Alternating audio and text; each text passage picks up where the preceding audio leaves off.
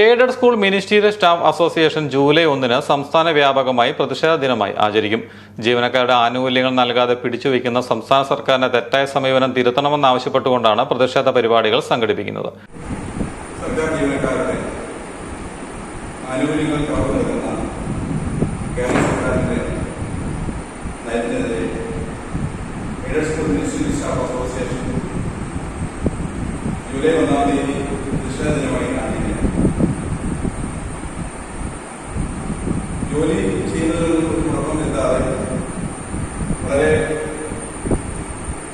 മഹാത്മാഗാന്ധി പറഞ്ഞ അഹിംസത്തിന്റെ ഭാഗമായി പോലെ നമ്മൾ ഒരു ദിവസം പ്രതിഷേധം അറിയിച്ചുകൊണ്ട് ജോലികൾ ചെയ്യുക.